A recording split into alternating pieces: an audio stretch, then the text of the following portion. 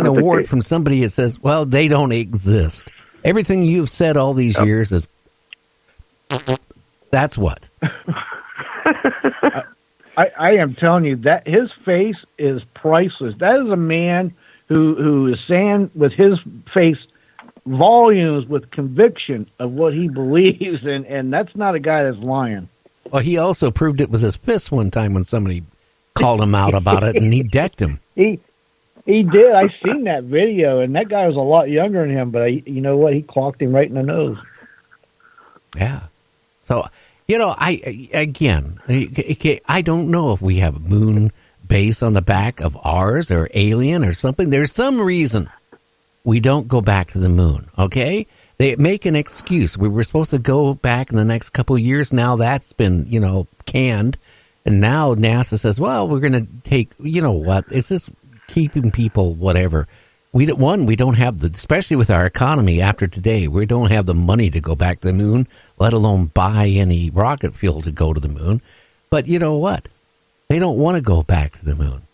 They really don't. If anybody's going to go back to the moon, and it's going to be a long time before they can afford, is China, because they're financially worse off than we are right now. Yeah, I have to agree with you on that.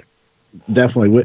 Yeah, the whole economy is going to come to a halt or come crashing. I mean, the results are right there. Look at the Dow and the other facts. People are afraid to travel, spend money, go to stores or anything. I mean, it's going to be in a halt. And then you've got toilet paper that's disappearing before it ever gets to the stores. Invest in a paper company. It makes toilet paper. There you go. Invest in that in stocks. You can't go wrong. People need a wipe. That's true. I'm telling you what, it's getting where the odds of seeing a Bigfoot is better than getting toilet paper. I don't know. It's scary. People don't realize. The people, I'm going to be honest with you. I'm handicapped yet. I'm now to the point where I can actually walk a little bit now. And I'm going farther and farther every couple days. But I tell you what, since June 16th to about a week ago, I mean, I've been confined in a chair with wheels on it, rolling in the house, not been out of the house except going to the hospital, okay, which I went quite a few times because of a goat attacking me and knocking me down. But I tell you this, people who don't get out to the grocery stores don't, realize what is happening, at least here on the West Coast. And it's going to happen everywhere. Australia is really, people are panicking there big time, even worse than us. But to go to the store and find, you go down an aisle and find virtually nothing. That's what's happening. You can't even find cooking oil, let alone, a can of beans. It's crazy because people are so panicking. Remember like with the last hurricane, we got reports that people went to the store like an hour or two later before it was going to hit.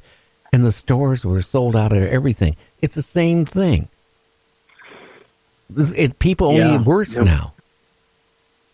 Yeah. The videos out there they're crazy. Like the one you showed me, the lady had a bunch of them, and she wouldn't let the one lady have one, looked like a bale of hay of toilet paper. She had like 4 or 5 of them. She wouldn't even let her have one. She had 15. She had 15 packs of 8 packs. 15. Yeah. How long is that going to last a family?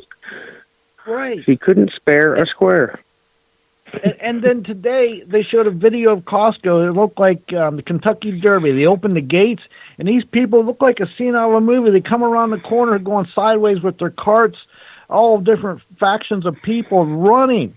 And they all went to this one pile of these giant bales of toilet paper, and it was, elbows and trying to get in there and get them. And it was the most bizarre thing I've ever seen. Well, at Wally World the other day, I saw a video, which wasn't on Facebook, it was on the news, that they put a pallet of toilet paper out, and people were pushing each other, grabbing from other people, grabbing their pack of toilet. Like one little old lady had 1 pack of toilet paper, and another lady just grabbed it out of her hands.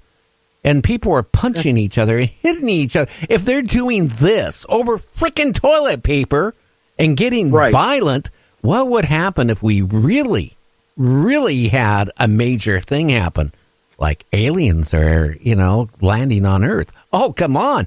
This is mild. This is about a virus.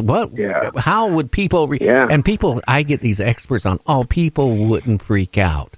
Well, if they're freaking out about a virus and doing what they're doing to other people over that, just think about what happens if, something happened with a UFO. Yeah. It'd be gun stores. You'd be, people would be getting shot instead of getting toilet paper ripped out of their hands. Yeah, could you imagine that? I agree. I agree with you totally, Gary. And I've said a long time, people want disclosure and they want the truth. We're going to Storm 51 and find out. I have to, I know people don't want to hear this, but I agree with the government. You can't tell the population as a whole. Yeah, some people can take it and be okay, but as a whole, even if 300 million people, if you only have 100 million that can't accept it and go crazy, that's 100 million people that's going to be, could harm you or hurt you or destroy the economy. That's a third of the nation. That's too much.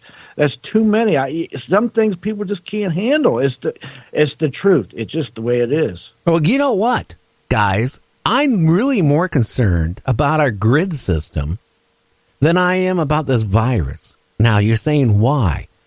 All it takes is the grid system to go down, and our society is over with. No money from the ATM, not going to the bank, not going to the grocery store.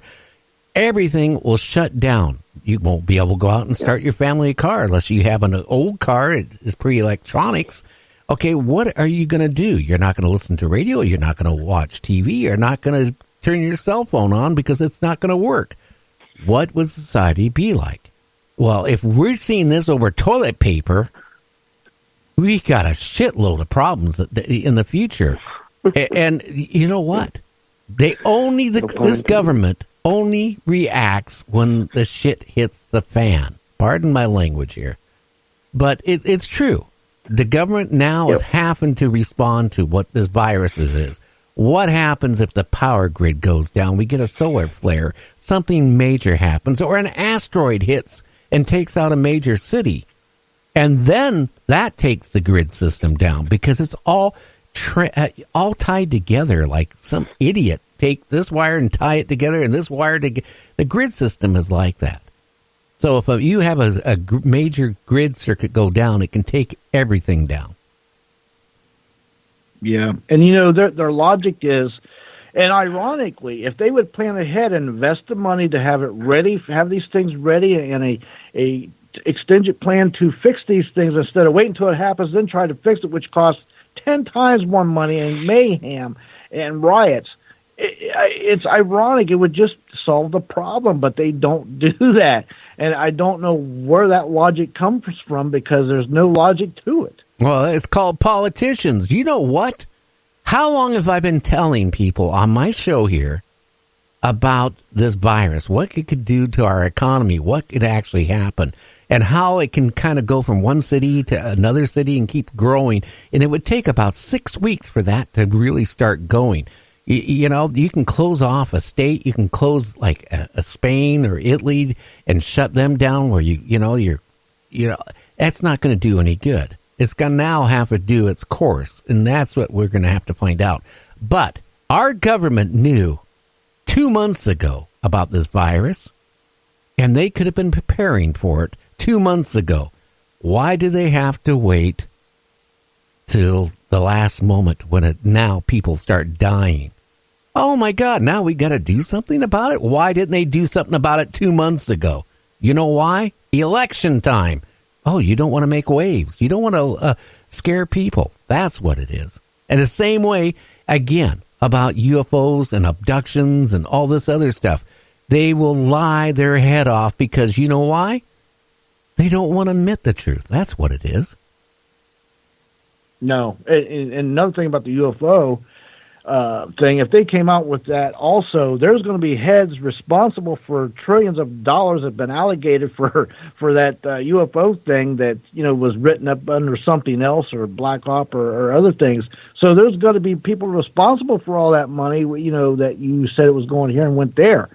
That's one thing. That's just one thing. There's a lot about this, but they've been lying about the UFOs and disclosures and distracting and all of it. Well, yeah. Well, I have my theory behind why this is going on, why we didn't get prepared for about this virus 2 months ago. I can tell you why, but I won't say it over the air. But all I can say is hint around is election time. But, again, with aliens and stuff, I believe some of the guests we've had on, James, like Terry Lovelace scared the hell out of me. He did. I mean, every time we had him on, I know for a fact, I had to have one time sodium pentothal administered to me. And I tell you what, when you have that into you, I don't even know what I said. They told me afterwards. But I can tell you, when they administer it, they have to continue administer it the whole time. They're asking you a question. They're injecting in it because it's very short-lived. But you know what? If you're a liar, it's going to come out you lied. Well, Terry Lovelace was put under with that, and he passed it. Again, also with when they gave a lie detector test, he passed it. What's that tell you? Yeah. Also, Terry's needle. I mean, he said it was big. So they definitely kept administering it over and over to him. Well, they have to give it to you continuously. That's how it works. They just don't give you a shot. They have to keep injecting it into your vein while they're asking you these questions, and you're going to tell them whatever anything they ask you. You're going to tell them. I think it's crazy that he described it on a movie screen. Now, what did you say, James? I was going to say that drug you're talking about. I haven't studied much on it, but it can't be healthy to keep injecting somebody with that continuously just for an hour or half hour just so you can tell the truth. That can't be healthy. I wouldn't think. Well, it does one side effect. It's a derivative of LSD. So after they get done doing that and you answer all their questions, you might feel fine, and then one night you all of a sudden have flashbacks and it can hit you during the day, it can hit you in the night. I mean, you can have nightmares. He says he still has nightmares from what they did to him with injecting that into him. How many years ago was that? Mid-70s. Our own government did that to him. What kills me is I would really love to hear Toby's side of the story. I mean, after the fact. I would love to see if he got the same thing. And obviously there's no way to tell now, unless his wife knows something, you know what I mean? But I'd also like to know what were in those pills that he had to keep taking. Like, that's like, after the second day, he forgot what a spoon was, and he realized, he was, why am I taking these? And he flushed them down the toilet. But I wonder what was in those, like, to make him even feel like that. And then Toby's is obviously, he had the worst of it. I wonder, they probably gave him something even worse than I think Terry got, and I think that's honestly what drive them to, where he ended up. Okay, we need to take a break. We'll be back in 2 minutes. We're going to wrap up the last half an hour with James and Ryan. James is our news director. Ryan is our reporter on cryptids and UFOs. Make sure you check out the website, and if you have a reporting, contact either one of them and send them pictures and your story. We'll be back in 2 minutes.